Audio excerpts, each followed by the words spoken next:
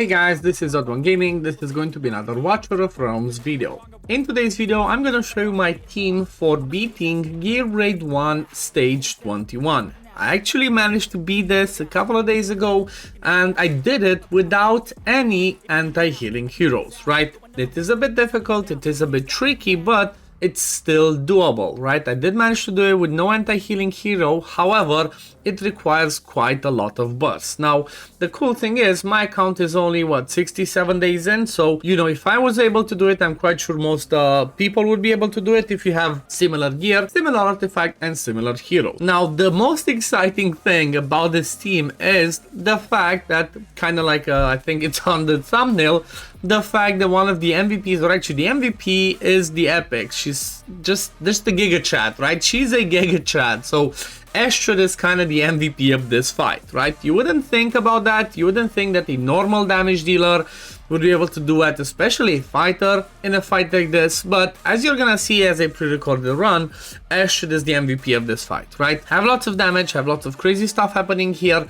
And one of the ones that, for example, I think can be replaced for sure is gonna be somebody like an Elowen. I think she can be a hollow. And then maybe even Ardea could be replaced with a Vulcan. Now, I did my first attempt, obviously, with these ones. It was tough, but I'm gonna try and look at it in the future if I can make it, just lesser heroes, right? With no Ardea, with no Elowen, maybe even no Magda. But let's look at the way that I did it. So I start off by placing, first of all, my Vierna, then I'm putting my Diao-chan to boost my Vierna. After that, since we're talking about the MVP, I placed my Astrid, and then I boost Astrid on the other side with Dolores, right? So you pretty much see that I have two inspiration heroes on both of the sides, and that's what I kind of focus with. Then I'm placing my Magda, right? The first wave, I don't quite kill it. I try to start off doing some damage, but as soon as Astrid goes, she just goes ham, as you can see. Then I try to kill some stuff with Vierna, not too many. Now, one of the cool ones that I really enjoy is Magda, right? Magda has a really cool stuff, because every time she does her ultimate, the first few hits knocks back the hero. So that makes her really perfect as she pushes back, the ones attacking the wall, so the wall stays alive. Now you saw that I placed Ajax in the meantime, and then Elowen for obviously healing and invigoration. I even forget to place Ardea, right? I even forget to place Ardea, which kind of, shows you that she's not necessarily mandatory for this team, but the way that this one goes is pretty much when the ultimates are ready, I kind of pop those ultimates. Sometimes I just wait for that healing circle that the boss places to go off, right? Because otherwise you don't do just as much damage to them when they're healing and you're trying to blast or ultimate, so you want to try and keep doing that. Now, when it comes to healing, you saw that I just placed Ardea. When it comes to healing, usually you proc the healing from Elowen, especially on this side, when they're close to the corner, right?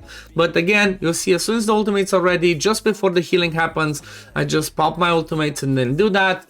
Now, another cool thing is, like I mentioned, usually your Magda, you kind of want to proc her as soon as, most of the time when you can, because you see, because I keep pushing them back, that means that my wall's not taking damage instantly. Now, the other ultimates, when it gets to this phase, right, when it gets to the last phase of the fighters coming, I save my ultimates for Astrid, Ajax, and Vierna up until those fighters come in the middle, right? The ones that have that red thing around them that does damage, that's the one that's a bit tricky.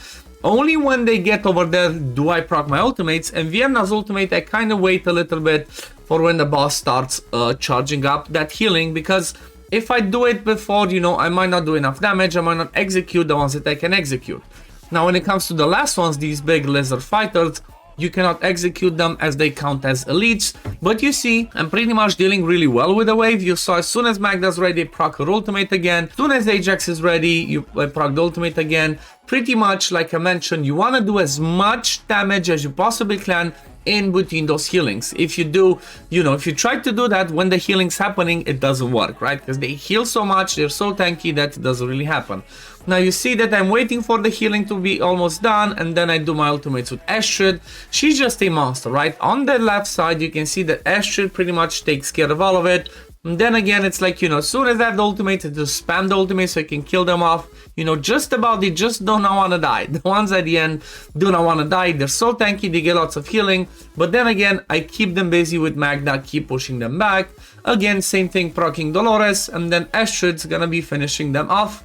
There we go. Now, the end part is obviously just trying to kill off the boss. if the wall does fall, right, while you're still trying to finish off the boss, you can just take out one of your damage dealers that you want. It may be a fighter, maybe a platform one, remove them and just place your healer, right? That's why you see I have Oleg over here prepared in case I need it, because if I do need to, like, you know, stall the boss while I kill him up, I just remove one of the healers or something and just place Oleg. Maybe I keep LON, right? Or in case if you have, like I said, Hollow, she should cover Oleg just to keep the boss in place so you can go kill it off. But then, as you're gonna see, this is pretty much GG. I even got a nice piece of Warlord gear. And then we look at damage.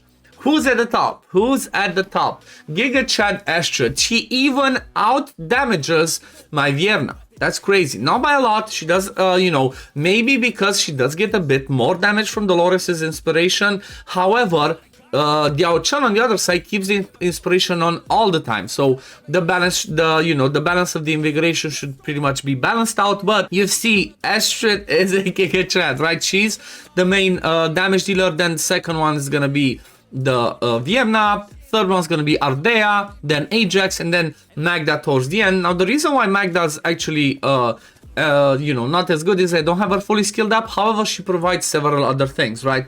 She provides that knockback when she does the ultimate. I think it's over here. Yep. She also provides that passive that gives penetration increase and damage increase to the people in range, right? The ones that have the highest attack. So actually all adjacent heroes, right? Adjacent allies and allies within attack range gain this one. So her attack range obviously increases when she does her ultimate, otherwise just the one over there. So she does boost Astrid and Ardea when she's just in a normal form. Now let's look at the builds, right? So first of all, I guess let's check Oleg. Pretty standard Immortal Warrior and Guardian. Didn't use him, but you know, 89k HP, 6.3k defense, fully awakened, skilled up, and then he has a Bastion ring. Then if we look at the next one, LON, which again, I think it could be a Hollow, Invigoration plus Calamity. She has almost 17,000 attack, 452 attack speed, and that's about all you care for her. Fully skilled up, no awakenings, and then she has Tia's Balm. Right, the most random artifact I had, that's what I'm using. Then next one, GIGACHAD, she's gonna be again in an Invigoration plus Calamity. It's not the best, as you know, I didn't have an attack bonus over here, so just went with whatever I had.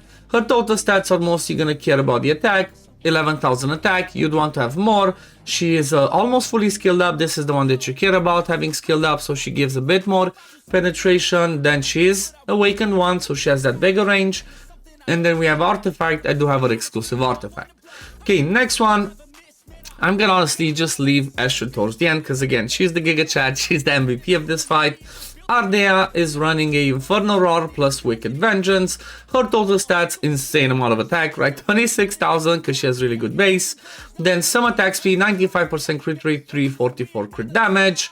Not skilled up fully, just some skill ups, no awakenings. And then artifact, she has the Frigid Flame because obviously she should not be taking any damage. So this could give her the most of the damage. I'm not sure if that one counts for her ultimate proccing that gives her damage. Let me know in the comments down below if you know that. I've not personally looked exactly at that to see if it works or not.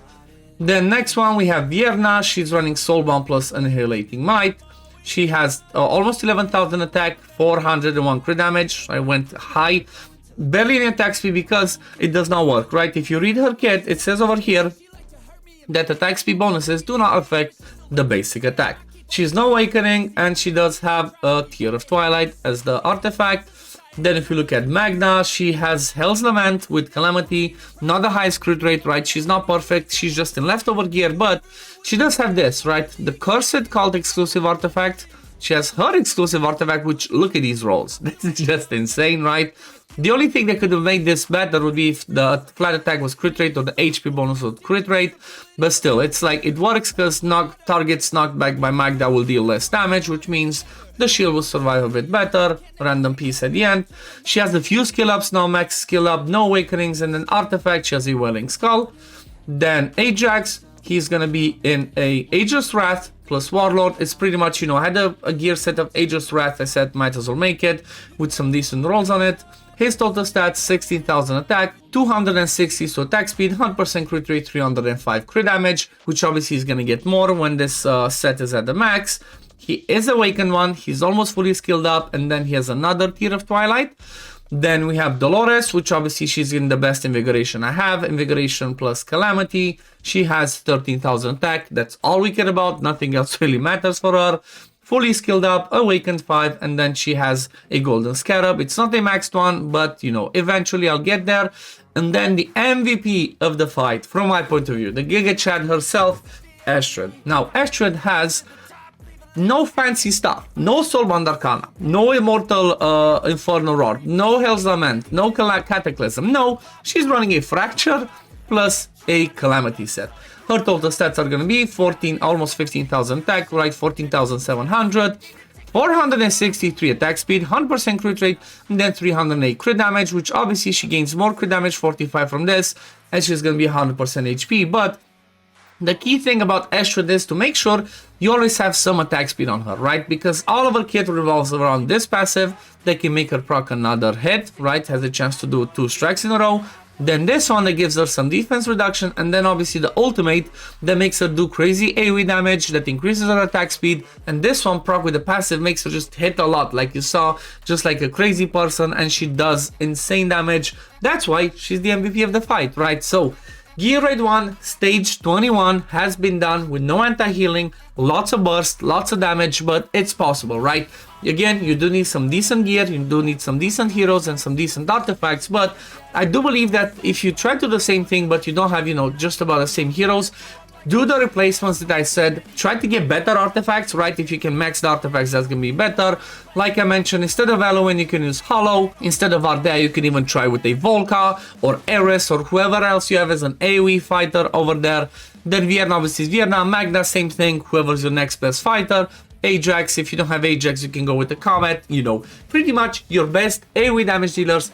Throw them in there, boost them, and just smash as much as you can, and you might eventually do it. Even Greed could be helpful, right? If you don't have Ajax, you can go with Greed, because at least Greed does bring that magic resistance reduction for your mages on the platform to be able to try and kill them faster. But this pretty much is it. This is the last team that I needed. This is the last stage that I need to beat on 21. I'm going to show you a video when the Oracle trial for Gear Raid 3 starts, but I did this one. I did Gear Raid 2 already on stage 21.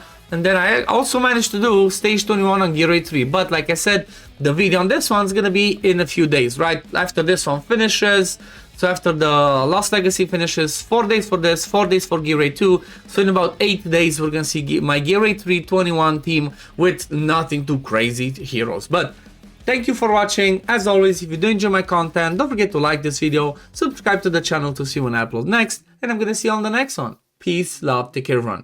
Bye, guys.